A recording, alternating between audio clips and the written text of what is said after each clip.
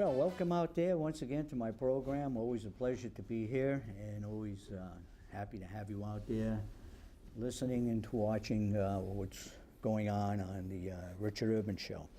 I've got my two panelists back on, two school committee people. You've seen them before, heard them before, and they've always got some real good information to give out to the public out there. So, welcome. Joe Mines and Gabe Andrade. Thank you. Pleasure to be here. How are things going?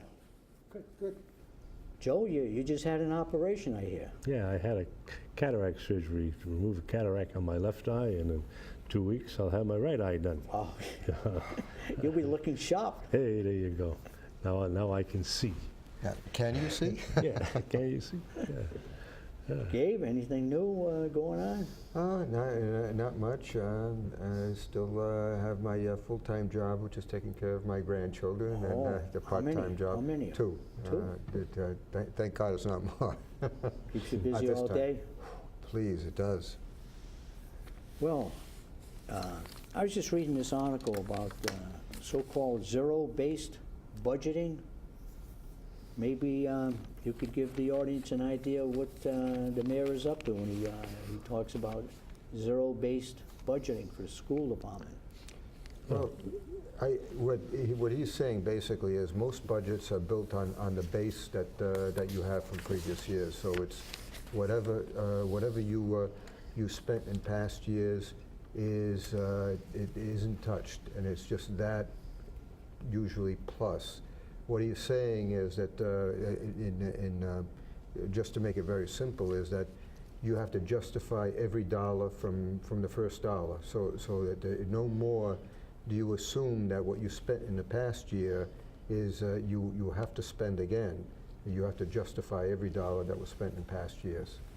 So you have different departments in the school system. Each department would have to build a new budget. Is that it, Joe? Well, I don't necessarily agree that it's got to go by department of equal amounts in there. Zero-based is, and for the school department, is net school spending. That is the legal requirement. And so you have to do that, and that for FY17, which we're currently working on, is $133 million. Right? But 80% of that is, of course, paid by the state through Chapter 70. Then that 20% is what is actually assessed to the school committee, to the city, but nevertheless, that's still a significant chunk of change.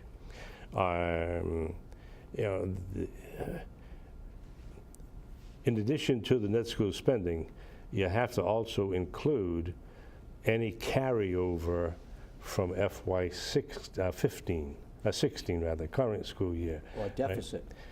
Yeah, but that's you don't. Has that been something? That's a negative word. Yeah, and for the past several years, we haven't been meeting net school spending. So if you're 1 year, if you're $1 million short on FY15, then that gets carried over to FY16. So now you have the net school spending of now, right, plus that 1 million from FY15. Right? And then if there's anything not expended in 16, then that's going to get carried over to 17 in there.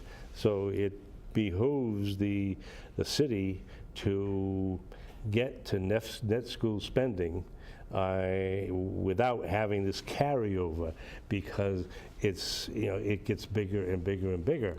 So you don't want that to happen. Well, let me ask you this: at this point, what is the total amount that the budget is in deficit? Well, the net school spending.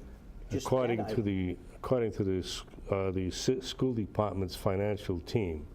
But what they are doing is saying that what is needed is $7 million above the $133 million. That $7 million is something that the city has to come up with, Yes. not That's Chapter 70 correct. funding. No, that's something the city would have to because know. of the- But that is for the so-called level service, meaning keeping everybody employed that is currently in the school department, and doing the same thing that we've been doing. Okay? So that's level service. Well, while I would like to see that happen, I am a realist, and that it might not happen. Chances are that it won't happen, of which case, then how much do you really need? What you really need is net school spending, that 133 million, plus whatever that was supposed to be expended in 16, that would then have to be carried over to 17, which I have about a $1.5 million figure in my head in there. So that would bring it up to 134, almost $135 million. But that's the minimum, okay? Now, is that going to affect people?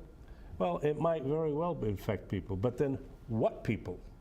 And, you know, in my view, it's those people that do not have direct educators, that do not have direct services to students or provide direct services to students.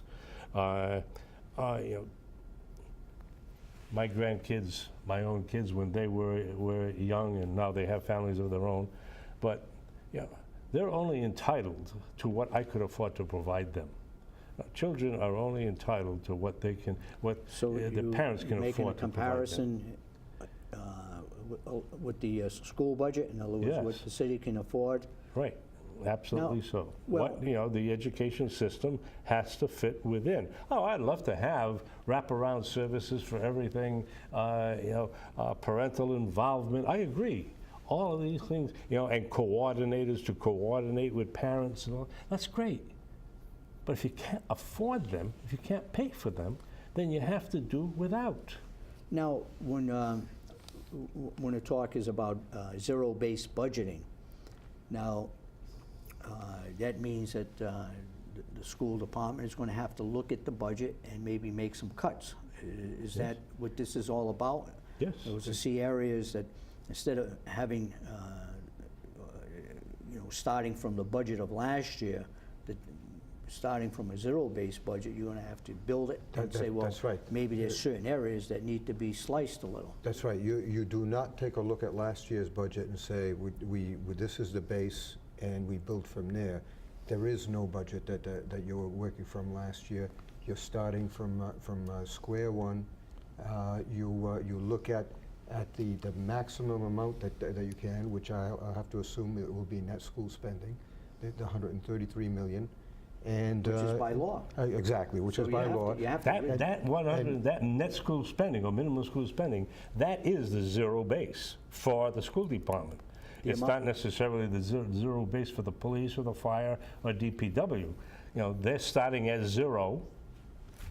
So you- Zero. You can't cut below that. Right. No. you know, No matter what you no. do. They're starting at zero. Now, how much do you need for each of your employees and so forth? So But in the what is school the- department, it's that net What is school the purpose spending. then of a zero-based budget? Well, the zero-based budget essentially means that you justify every dollar that you spend. So you can't say, you cannot assume now that because you spent X amount of dollars last year, On, we'll say, that these are textbooks. sacrosanct, you Maybe can't this touch year them. Now, you go back to the beginning, do we But you really end up with the need? same result, 133 million. No, because if you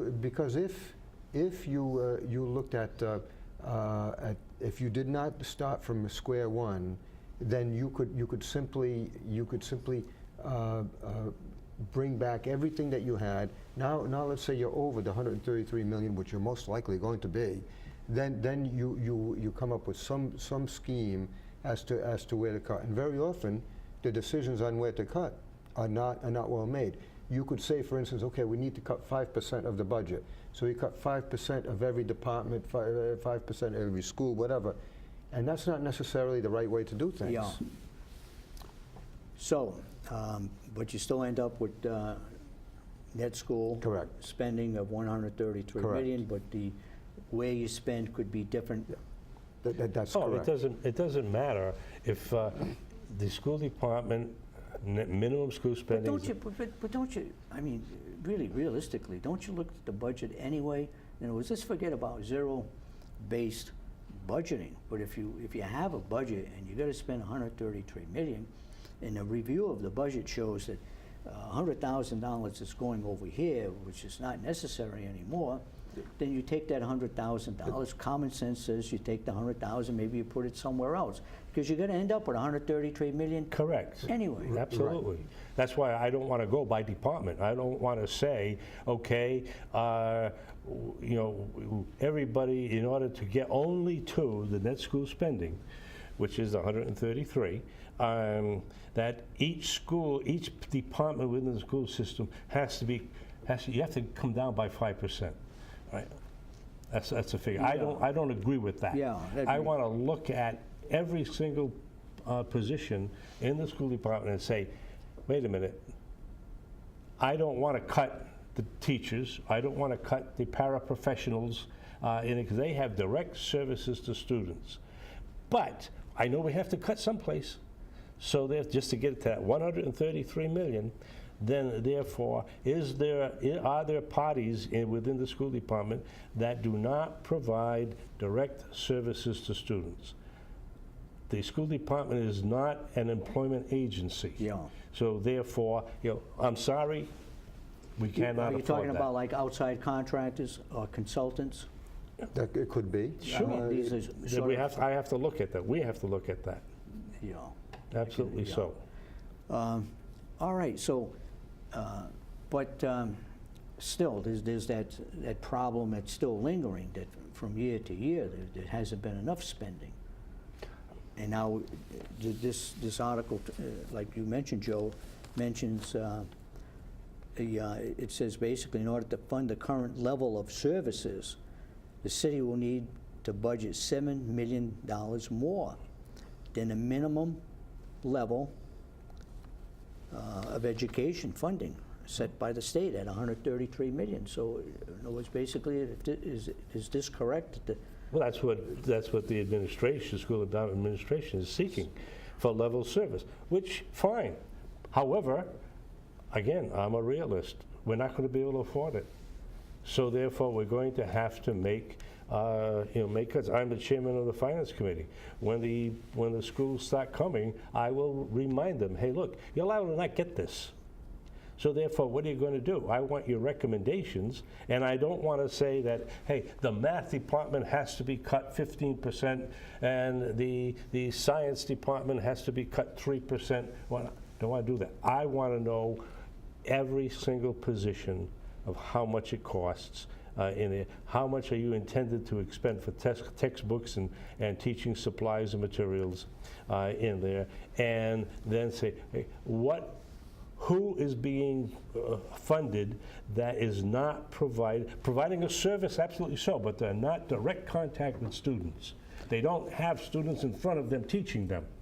If those are the cases, then I want to take a look at those and say, justify why that is absolutely necessary. We have to cut, so therefore you better be starting cutting someplace. Now, okay, talking about the budget, when is the budget, you might say, due? The final budget? I believe it's June 1st, that has to go to City Hall. Okay. Because then it has to be discussed by the City Council. Now, is the school committee or whoever's in charge building this budget as we speak? Yes. This is, okay, so the process has started, Right. and In a few days, there will be the first budget meeting, of the which school I committee. chair, and I will be getting Or packets just, of... okay, just of the subcommittee? Yes. Yeah. Right. Which I'll be getting packets, everybody will be getting packets of what the subcommittee has. It's going to be something around yay thick, a 3-ring binder, indicating how much that each school has as far as personnel is concerned, how much do they need, So this what is, they're going to be This using is a for pretty next... arduous task. Yes, it is. I mean, you got 200-300 pages there? Oh, yeah, Yes, absolutely. and no doubt it will be more difficult this year, because in past years we really haven't had as much of a problem with a shortfall in the budget. This year it seems very clear that we will. The state budget is not cast in stone yet. We have the governor's recommendation, and the governor's recommendation for education brings us only 1.3% more than last year, which is Yeah, the smallest increase slight increase. in quite a while. And that certainly makes it will cause a shortfall. And there are other items that would be a problem. The healthcare this year was a problem and is anticipated to be a problem next year. And there are other issues that were outlined by the superintendent. If the I state can't recall comes up them with all. additional monies for Chapter 70, fine, I'd love that very much. And I'd say, okay, we have this extra money, or this new money's coming in, we can keep some of these peripheral positions. If that doesn't happen, then the peripheral positions have to You gotta go. go. There's no money, And quite frankly, the likelihood that it's going to be as much as is desired is not good. yeah. Okay, superintendent. Superintendent is still one of the things that the school department is looking at. Any progress? Can you let us know what's been going on with the, some might say the search? No, not last night, the night before, 2 evenings ago, we received the request for proposals from 3 organizations. One is an organization from Now, when you talk about that, that's not an applicant, that's an no, organization that's then going to a search. search company. Yeah. Right, a search company. So you had 3 responses? Yes, 3 responses. One was from the Midwest, I believe. Nebraska. Nebraska, yeah. And then there was NASDAQ, which is a Massachusetts organization, New England School, I forget the rest of the acronym, and then the Massachusetts Association of School Committees. That was the 3rd one in there. Gabe and I are not on the subcommittee for that particular issue as far as getting the which search company to recommend. It was Mark Costa, Dr. Ed Costa, and Melissa Panchley, and they looked at all of them. We all looked at all of them as well, but we're not on that committee, and they selected the MASC, the Massachusetts Association of School Committees, and NASDAQ, the 2 Massachusetts-based companies, to do the search. And I agree with what they Well, when you say 2 determined. companies, will one be chosen?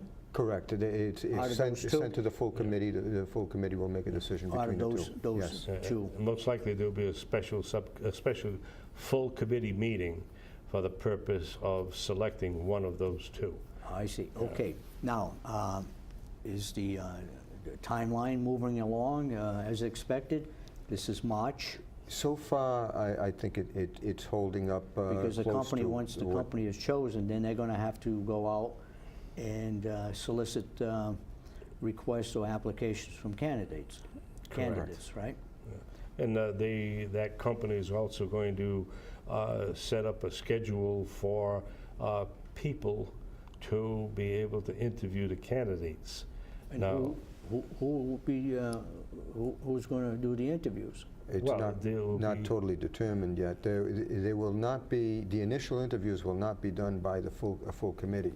Yeah, But there may also be a number of people from the community or from the school department who will also be. okay, so in other words, a committee will have to be. Correct. And that's It will not, have to be formed. that's not been put together yet. We have an idea of not people per se, but let's say the type of people that we want represented, for instance. We want students to be able to have Students, some parents, input into, to question the candidate. This Teachers organization, Association? Absolutely. yeah, this organization is Administrators, going to read out principals. some. They're going to read out some that do not fit what we're looking for.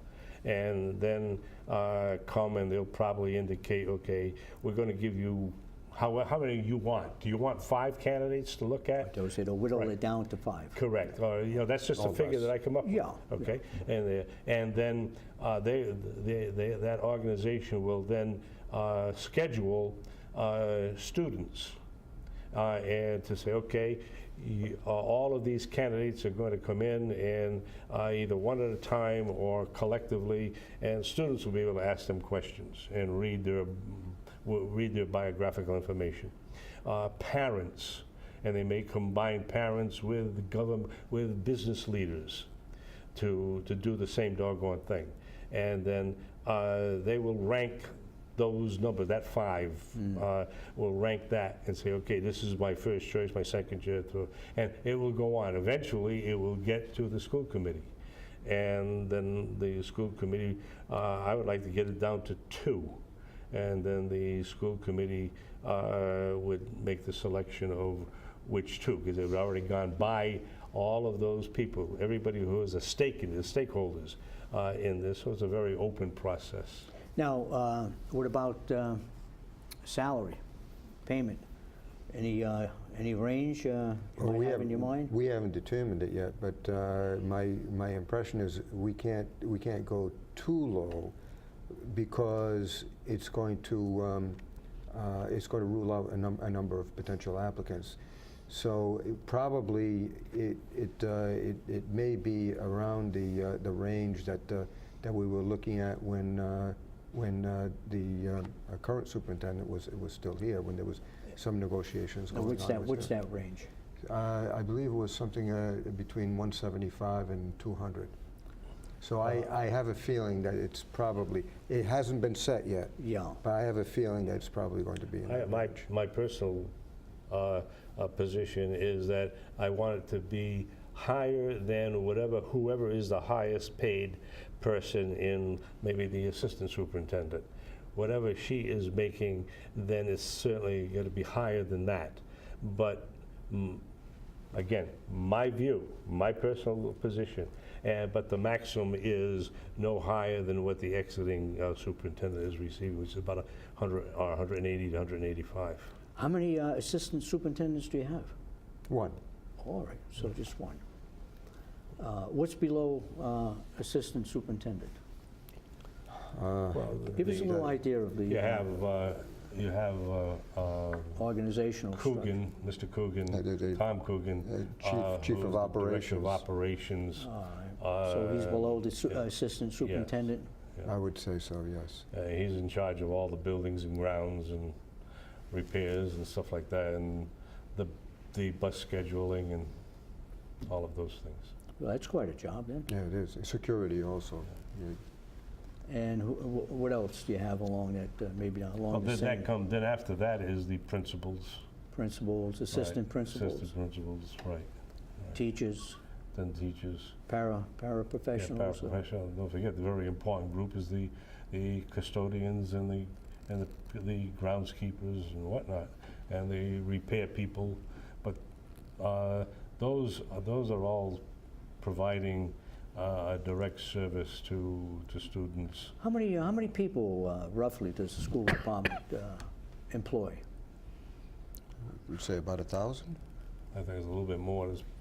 There's somewhere between probably 12 to 1,400 people. Wow, that's a big organization in a Yes, sense. it is. Right, the biggest in the city in Yeah, terms of bigger government. bigger than. That includes everybody, all of the school nurses, all the way, the custodial groundskeepers up to teachers and Well, let's get to the high school. What's going on with the high school? Is that going to be demolished and rebuilt? Is that going to be? Someone mentioned that the high school doesn't even have. It's not even at capacity.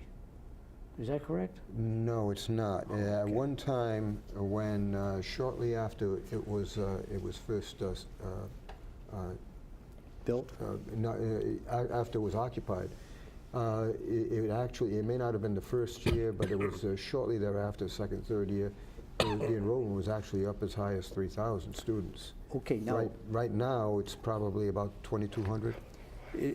when people are talking about that the high school might be rebuilt, or Well, something? it's supposed to be, because of the conditions, not so much as to whether or not it's at capacity. It's not at capacity because there's been a lot of renovations to it to meet the needs of various offices. But we're in the initial, I guess they're doing a, with the Department of Education, the School Building Assistance Program, they're doing a feasibility study. And it's to look at the so-called footprint of the new building. They no longer will fund a separate auditorium and cafeteria. They want to have a cafetorium where it's combined in there, so that the existing auditorium, the Like they Nagel had at auditorium. Diamond? Pardon? The old school at Diamond? That's right, yes. Is that what? You're going back a long time. Well, it worked out. I mean, It's only 1960. that's where we ate. That's where you had 2 of the basketballs and went to dance. Absolutely so. Well, but indeed, the auditorium, the Nagel Auditorium would stay, and the field house would stay in there. And it would be designed around those two staying there. So it's going to be something new around what Yes. you just mentioned. And what is the proposed cost? That hasn't come out yet. That's going to come out with the feasibility study, or at least we'll have an estimate. You know. Okay, so it looks like something is going to happen maybe in the future in regards to the high school.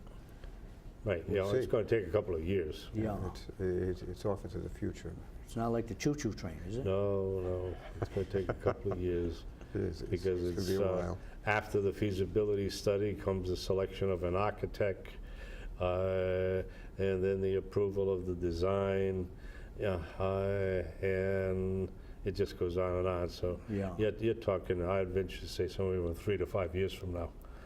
All right. We may not even be on the committee at that No, time. you'll be on the committee. You're stuck there for life. Okay, we're getting down to the end of the program. You want to give us any news or prediction? Well,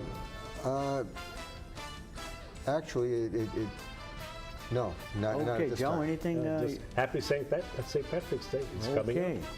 All right. Got Adam in the booth, Adam Kitchen. He's been doing the show for us for a long time now. Thank you, Adam. And thank you out there for watching. See you next time.